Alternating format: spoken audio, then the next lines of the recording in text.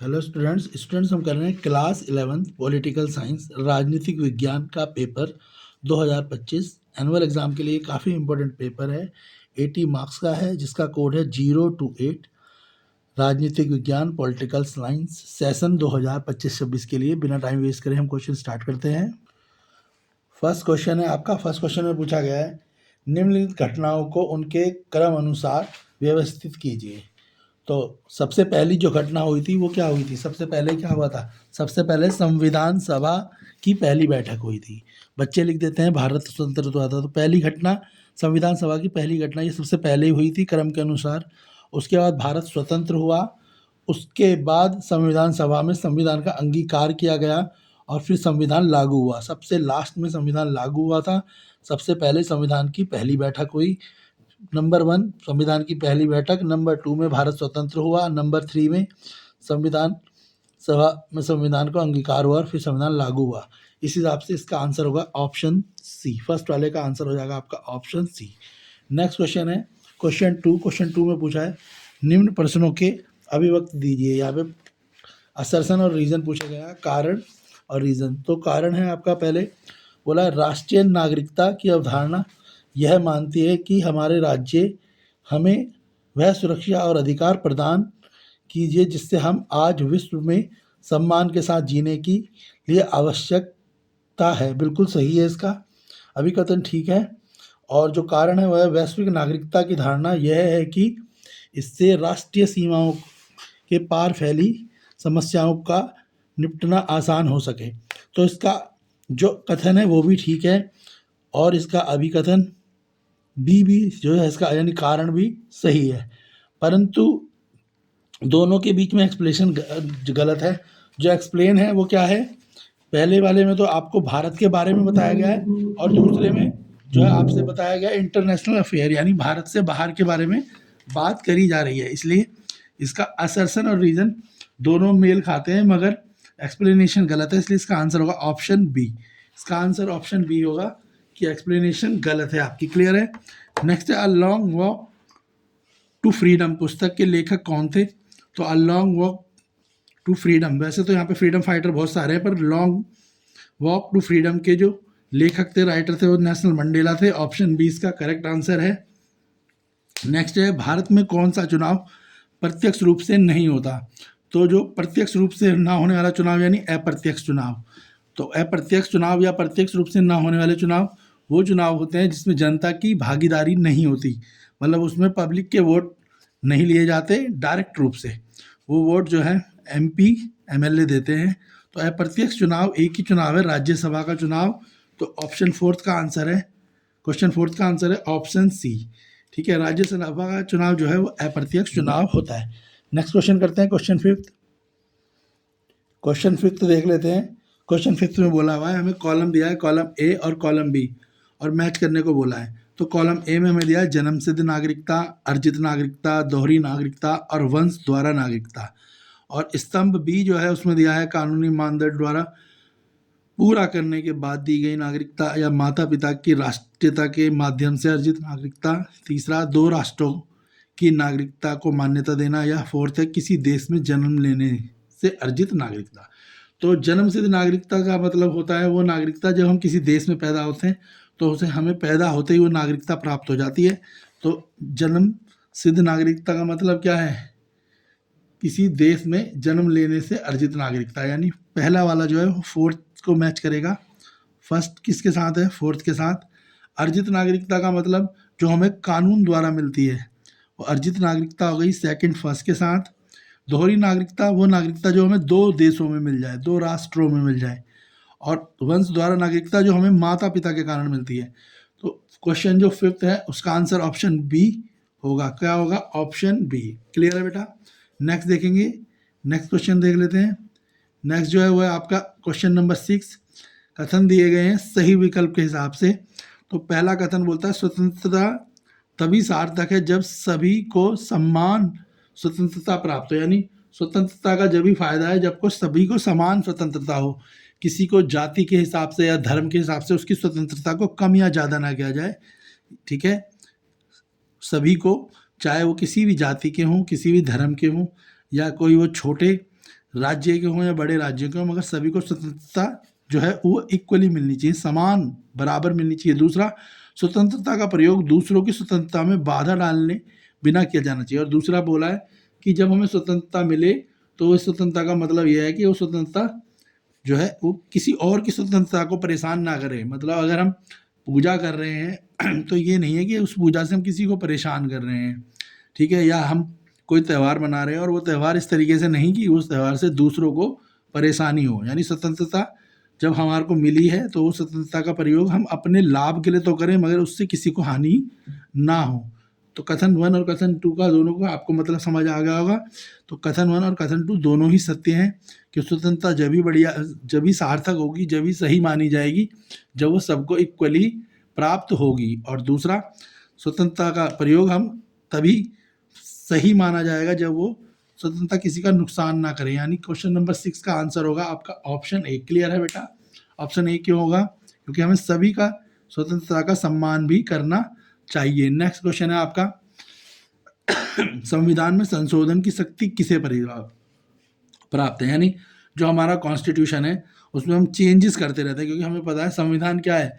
संविधान हमारा जीवित है, लिविंग है, जीवित है, क्योंकि जो लिविंग चीज़ें होती है उनमें हम चेंजेस करते हैं। देखा होगा आपने द आर्टिकल 370 जो कश्मीर से हटाया गया, धारा 370, आर्टिकल 35A जो हटाया गया, या कुछ रिजर्वेशन बहुत बाद में लाया गया, ये सब क्या है? ये संविधान में संशोधन है। मगर इन संशोधनों को कौन कर सकता है, ये पूछा गया है। तो संविधान में संशोधन संसद कर सकती है, ना उसे राष्ट्रपति कर सकता है, ना उसे न्यायालय कर सकता है, ना सरकार। तो संविधान में अगर कोई भी चेंज, कुछ ऐड करना है या सब्ट्रैक्ट, देखो संशोधन का मतलब कुछ ऐड भी कर सकते हैं और कुछ सब्ट्रैक्ट भी कर सकते हैं, कुछ बढ़ा या घटा दोनों चीज़ करी जा सकती हैं। तो कुछ भी बढ़ाना है संविधान में, कॉन्स्टिट्यूशन में कोई चेंज लाने हैं, या तो ऐड करने हैं या सब्ट्रैक्ट करने हैं, तो उन दोनों चीज़ों को करने की शक्ति जो होती है वो संसद के पास होती है। और संसद में कौन होते हैं? सांसद होते हैं। उन सांसदों के नंबरों के अकॉर्डिंगली ही क्या करा जाता है, अपर हाउस और लोअर हाउस में वोटिंग करी जाती है, और वो वोटिंग के हिसाब से जिनकी वोटिंग ज़्यादा और फेवरेबल होती है उनके हिसाब से संविधान में संशोधन किए जाते हैं। नेक्स्ट है क्वेश्चन 8, नीचे दिए गए विकल्पों में से गलत जोड़ी की पहचान करिए। देखो, तो पहला है इसमें आपका बोला संविधान सभा के अध्यक्ष। संविधान सभा के अध्यक्ष कौन थे भाई? तो क्वेश्चन में दिया गया संविधान सभा के अध्यक्ष कौन थे? तो संविधान सभा के अध्यक्ष यहाँ पे डॉक्टर राजेंद्र प्रसाद दिया है। पार समिति के अध्यक्ष डॉक्टर भीमराव अंबेडकर दिए हैं। संविधान की आत्मा को है प्रस्तावना, और संविधान की भाषा क्या है? संस्कृत। तो ये जो सभी जोड़ियाँ हैं इनमें, ठीक है, हिंदी और अंग्रेजी। संविधान की जो भाषा है वो इसमें गलत है। तो संविधान की जो भाषा है वो कौन सी है? वो संस्कृत नहीं है। बोला है ना, गलत जोड़ी। तो संविधान की भाषा संस्कृत नहीं है, संविधान को हिंदी और इंग्लिश में लिखा गया है, तो संस्कृत गलत है। इसका ऑप्शन डी है। तो ये तो पहला तो सही है कि संविधान सभा के अध्यक्ष डॉक्टर राजेंद्र प्रसाद थे, ठीक है। और संविधान को बनाने का काम भीमराव अम्बेडकर ने किया। संविधान की आत्मा क्या है? उसकी प्रस्तावना है।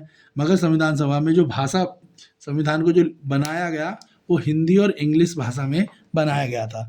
तो इसका डी पार्ट गलत है, बाकी तो तीनों ठीक है। नेक्स्ट क्वेश्चन करते हैं, क्वेश्चन नंबर 9। क्वेश्चन नंबर 9 देख लेते हैं। क्वेश्चन नंबर 9 है, संविधान को जीवंत दस्तावेज बनाने का क्या अर्थ है? यानी मैंने भी बोला था कि हमारा जो कॉन्स्टिट्यूशन होता है वो लिविंग होता है, यानी जीवित है। वो कोई भी जीवित चीज़ जो होगी उसी में हम बदलाव कर सकते हैं। तो बोला है संविधान को जीवंत बनाने का क्या अर्थ है? तो संविधान को जीवंत बनाने का अर्थ ये है कि संविधान में हम क्या कर सकते हैं? कुछ चेंजेस कर सकते हैं, कुछ परिवर्तन कर सकते हैं, जिससे उसकी परिस्थितियों को बदला जा सकता है और भविष्य में जो भी पीढ़ियों को, जो भी नई जनरेशन है, उनको उसका फ़ायदा मिल सके। तो इसमें ऑप्शन ए सही रहेगा कि समाज और समय के अनुसार संविधान में क्या हो? परिवर्तन किए जा सकें। तो क्वेश्चन 9 का आंसर होगा ऑप्शन ए कि जीवन दस्तावेज क्यों है संविधान? क्योंकि समय के हिसाब से उसमें कोई परिवर्तन जो भी जरूरी होंगे वो करे जा सकते हैं, ठीक है। और तीनों इसमें गलत है कि संविधान के संशोधन की मनाही, ये गलत है। एक ही बार संशोधन, ये भी गलत है। और राजनीतिक को सीमित रखना, ये भी गलत है। तो संविधान में संशोधन ही करना ही उसको जीवित माना जाना है। अगर कोई संविधान में चेंजेस कर सकते हो तो ही वो कॉन्स्टिट्यूशन क्या कहलाएगा? लिविंग कॉन्स्टिट्यूशन कहलाएगा, ठीक है। नेक्स्ट क्वेश्चन 10, किस प्रकार के अधिकार नागरिकों को स्वतंत्र रूप से कार्य करने का अवसर देते हैं? जो सिटीजन होते हैं उनको कौन से ऐसे अधिकार सरकार द्वारा, देखो कुछ हमें सरकार अधिकार देती है, कुछ हमारे को ड्यूटीज़ देती है, कुछ हमारे राइट्स होते हैं, ठीक है, तीनों चीज़ें होते हैं, जैसे फंडामेंटल राइट्स, फंडामेंटल ड्यूटीज़, ये पता है ना, तो यहाँ पे उन्हीं की बात चल रही है।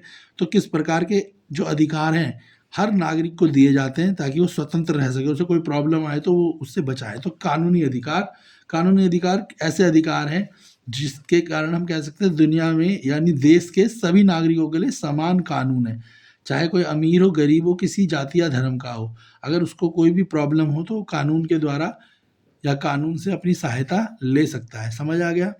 ठीक है। तो कानूनी अधिकार एक ऐसे अधिकार हैं जो हर एक नागरिक को स्वतंत्रता प्रदान करते हैं। समझ आया? अगर कानूनी अधिकार हमें ना मिले तो क्या हो सकता है, जो पावरफुल लोग हैं वो क्या करेंगे, वो हमारे को दबा सकते हैं, परेशान कर सकते हैं। पर अगर हमें वो परेशान करें, दबाएं, तो हमारे पे एक जगह है जहां हम जा सकते हैं, वो है न्यायालय, और वहां जाकर हम अपने अधिकारों की मांग कर सकते हैं। तो कानूनी अधिकार क्या है? वो अधिकार हैं जो नागरिक को स्वतंत्रता प्राप्त करते हैं। नेक्स्ट क्वेश्चन करते हैं, क्वेश्चन नंबर 11। क्वेश्चन नंबर 11 है, भारत में मत अधिकार का सिद्धांत किस पर आधारित है? पहले तो मत अधिकार का मतलब होता है वोट देने का अधिकार। मत का मतलब चुनाव में वोट देने का अधिकार। तो भारत में मत देने का अधिकार किनको? तो भारत में मत देने का अधिकार हर उस व्यक्ति को है जो 18 साल की उम्र पार कर चुका हो, यानी 18 साल से ज़्यादा उम्र का हर व्यक्ति, चाहे वो पुरुष हो, स्त्री हो, किसी जाति का हो, धर्म का हो, सभी को भारत में मत देने का अधिकार प्राप्त है। इसी को बोलते हैं सार्वभौमिक वयस्क मताधिकार। सार्वभौमिक का मतलब सबको, सार्वभौमिक सबको, वयस्क का मतलब बड़ा होना यानी 18 साल का होना, और जैसे ही सार्वभौमिक हम सभी को वयस्क होने पे, बड़े होने पे, 18 साल के होने पे वोट देने का अधिकार है। तो ये सभी को अधिकार है, तो उसको क्या बोलेंगे? जब सभी को अधिकार मिले बड़े होने पे, उसे बोलेंगे सार्वभौमिक वयस्क मत अधिकार। क्लियर है?